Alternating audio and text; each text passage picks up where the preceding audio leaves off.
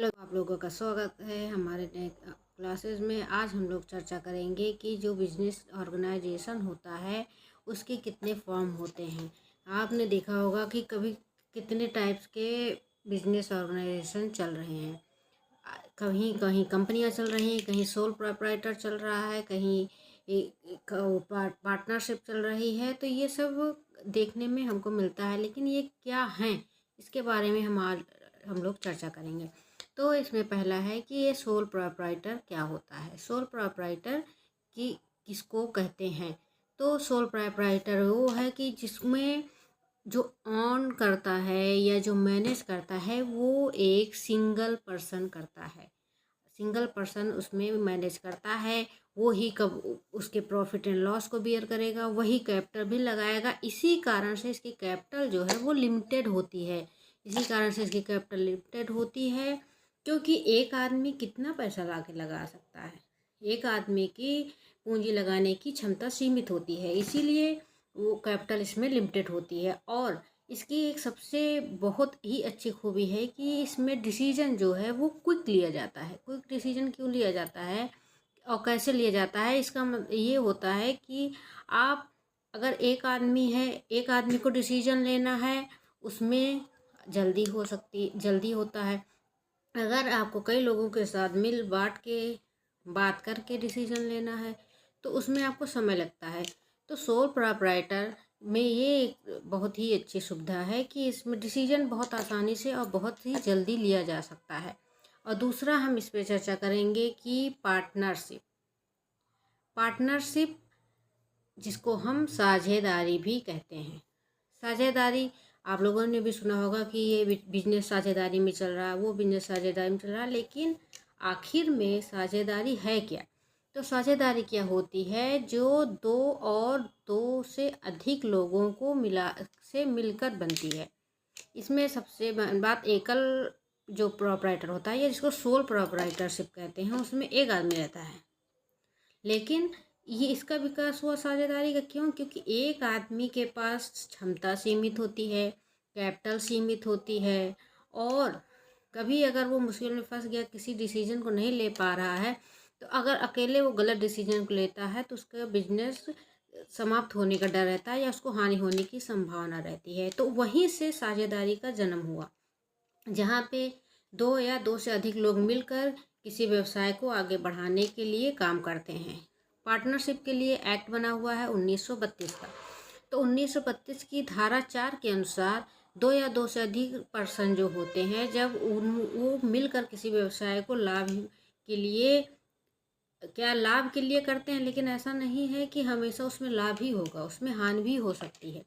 तो profit and loss दोनों share करते हैं। सभी पार्टनर्स मिलकर उसमें प्रॉफिट एंड लॉस शेयर करते हैं और बिजनेस को मैनेज करते हैं। और ये किससे गवर्न होता है? ये एक पार्टनरशिप डीड से गवर्न होता है। और पार्टनरशिप डीड का क्या है कि पार्टनरशिप डीड रिटर्न भी हो सकती है और पार्टनरशिप डीड मौखिक भी हो सकती है। लिखित हो या मौखिक हो, ऐसा जो 1932 का अधिनियम है उसमें ऐसा कहीं भी मेंशन नहीं है कि पार्टनरशिप को चलाने के लिए पार्टनरशिप डीड लिखित होनी चाहिए। वो मौखिक भी हो सकती है, लेकिन व्यवहारिक रूप से अगर पार्टनरशिप डीड लिखित होती है तो उससे आपको ये लाभ होता है कि आराम से स्मूथ तरीके से पार्टनरशिप आपकी चलती रहती है कि कभी भी अगर कोई भी विवाद होता है तो आपके पास लिखित रूप में डीड होगी, तो आप उस विवाद को सुलझा सकते हैं। तो अब नेक्स्ट क्या आता है? नेक्स्ट आता है joint Hindu family business. Next आता है जॉइंट हिंदू फैमिली बिजनेस, जो कि हिंदू अनडिवाइडेड फैमिली जो होती हैं उससे चलता है। हिंदू की अनडिवाइडेड जो फैमिली होती है उससे चलता है। इसमें पुरुष जो होता है, जो मुखिया होता है, वही उसको कर्ता कहते हैं और वही मैनेज करता है। और कर्ता सारे डिसीजन को लेगा, उसी का कंट्रोल होता है और मेंबर्स इसमें जो है बाय बर्थ मिलेगी। लेकिन एक चीज़ और है कि इसमें membership only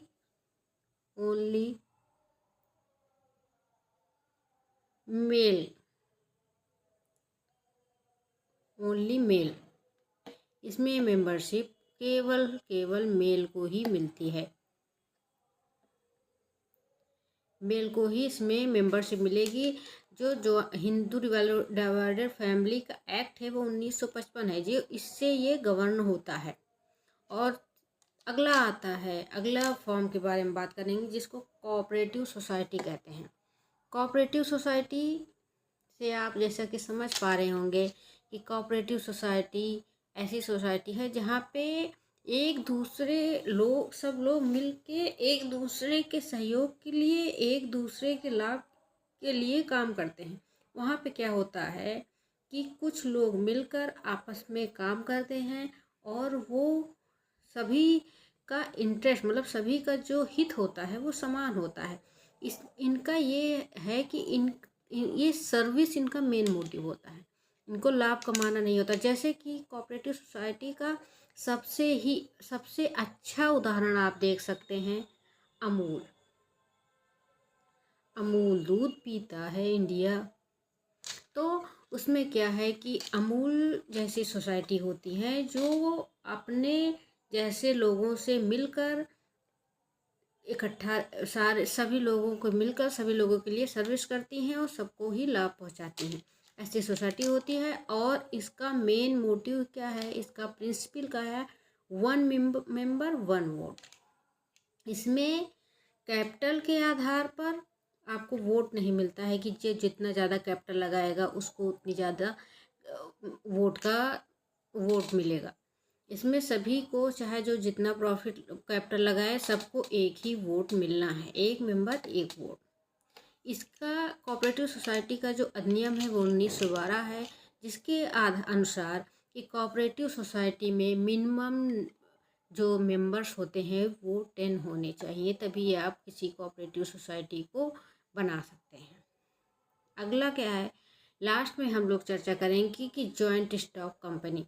joint stock company ये आज के समय में बहुत ही जाना माना और बहुत ही ज़्यादा देखा जाने वाला फॉर्म है। इसमें क्या है कि आप जितने भी अभी तक फॉर्म देखे हैं बिजनेस के, सबकी कमियों से निकल कर ये आया है, सबकी कमियों को समाप्त करते हुए। जैसे कि सोल प्रोप्राइटर को देखा आपने, उसकी कमियों को ख़त्म किया पार्टनरशिप ने। पार्टनरशिप डीड भी एक सीमित है, आप 2 लोगों से मिलके बना लेते हैं, लेकिन उसमें भी उतनी ज़्यादा कैपिटल की पूर्ति नहीं हो पाती है, उसमें डिसीजन मेकिंग उतना अच्छा नहीं हो पाता है, क्योंकि एक तो पार्टनरशिप डीड जो है ऐच्छिक है कि आप उसको लिखित बनाएं या मौखिक बनाएं, उसमें ऐसा कोई कंपल्सरी नहीं है कि आप उसको लिखित ही बनाएं। तो उन सब की कमियों को पूरा करने के लिए कंपनी आई, जिसमें बहुत ही ज़्यादा नंबर शेयर होल्डर्स के होते हैं।